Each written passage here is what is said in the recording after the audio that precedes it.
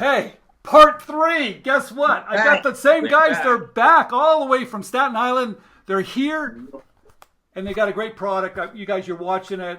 I've shown part. You watched part one, part two. You're learning what it takes to manufacture. But let's get back. Let's talk about that part one for a minute because that was way too quick. Yeah, for sure. I agree. You know, manufacturing is one thing. If I've never been over there, I've got to go over there. Do I go? How'd you do it at the very beginning? That's a really good question, actually. So from the very, very, very beginning, the first trip there was an exploration trip. You know, I asked Mike, I need help. He helped me create a post on where's the website that we posted? Upwork. We used Upwork to find like a consultant in China. Yeah, I found the regular guy on the ground. He was about my age. You know, he gave me the rundown of what goes on, what happens over there. He introduced me to a couple of people. And then, you know, from there, I kind of took it, and you just do, you know, one thing leads to another. As long as you keep digging, eventually you're gonna find what you're looking for. But you gotta keep digging. How do you trust somebody? What's the trust factor? How do you do that? Do you look them up? Your gut instinct is probably the strongest thing you have going, and you gotta. I know it sounds crazy, but in business, I mean, a lot of decisions are made on intuition, and you know when somebody's trying to game you. You know when somebody's trying. Okay, let's talk about that for just a minute, real quick. How do you know when someone's trying to game you? How do you know that? Come on, you guys are. You're smart street smart guys. I know you are. How do you tell when someone's trying to pull something over you? You're gonna feel it. You're gonna feel it. You're gonna know. You're gonna be able to compare because you're gonna be talking to so many different people, and you're gonna have some good people in between. You're gonna have some bad people, and you're gonna start to see the difference. You can't know good until you saw bad, and you can't know bad until you saw what's good. And the moral of it is just dive in and try. Okay, you can't all right. Prepare to make mistakes. Exactly. And that's how you. Okay, so you find the guy. Do you just buy a plane ticket and say, I'm going? I mean, how do you handle that? If you're a jack like me, you'll buy a one-way ticket and you won't come back until you figure it out. And that's what I did. That's what I did. God's honest truth. Every ticket that I got there was one way. So you get over there, you land. Does someone pick you up at the airport? Do you have a card to go to the factory? I mean, what happens? What do you do? What do? You get to your hotel, you sleep it off because it's a 28-hour flight. You eat as much food as you can. You wake up the next day refreshed, and then you're like Napoleon. You go conquer the world, you know. And then you gotta go at it one step at a time. How do you eat an elephant? One bite at a time. All right. You know, so you find a manufacturer you want to go talk to. You get in the cab. You tell the guy you're coming. You knock on the door. You walk in, and they don't speak English. If nice enough, they'll send a car for you. So that's one of your first signs if they're good or not. You know, if it's a good factory, they're gonna send you a car. Okay. And it's gonna be a nice car.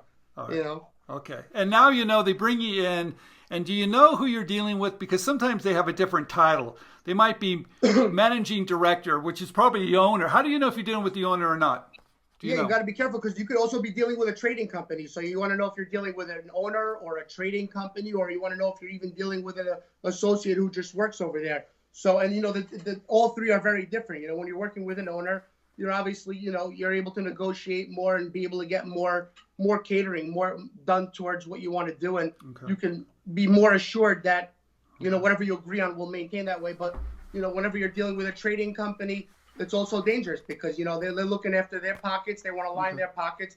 They'll show you one sample. You'll approve it. They'll say good. And then the tricks start to happen. You know, you get something else later on. You get a box of bricks. You go there, you bring your prototype, you say, here's my idea. And that's what I tried not to do. You know what I mean? Unfortunately, some people are in a position to do that.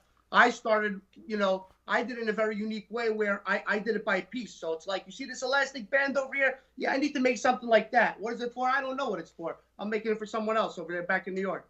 You know what I mean? I don't got to tell them what it's for. What am I going to tell them what it's for? You know what I mean? And then, you know, you piece the stuff together somewhere else. So that one person actually knows what the product is. Which is me in this case. So it worked out pretty good for me. Oh, wow. You know, this is so interesting. So we're going to have to do another one of these, you guys, because this is just you're getting the real deal. We're going to put all your information down below. We're not holding back. That's for sure. I love it. Okay, let's wrap up. So you walk out, you think you met the right guy. How do you know if you met the right guy? Is it gut instinct? Because at the end of the day, they're going to be shipping product to you, and you're going to be spending some money. So what tells you got the right guy? Testimonials, referrals, how do you know? I mean, again, in every situation it's different, but in my situation, I knew I had the right person just for the amount of energy and effort that person put in trying to help me get from the next point to the next point to the next point to the next point.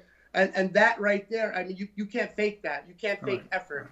You can't fake that. But also, it's not just one guy that you trusted. You know what I mean? So it's not like you relied on one person that gave you that. No, but initially you're relying on one person. You know what I mean? Initially, when you go there, you're relying on one person. That person introduces you to a bunch of other people, and then you start relying on those people. And then your network keeps expanding, and then if it expands by 10 people today, you might find 3 or 4 people out of the 10 that you can rely on, and then those people expand. It's like a tree, and it just keeps branching out, and you got to keep going with it.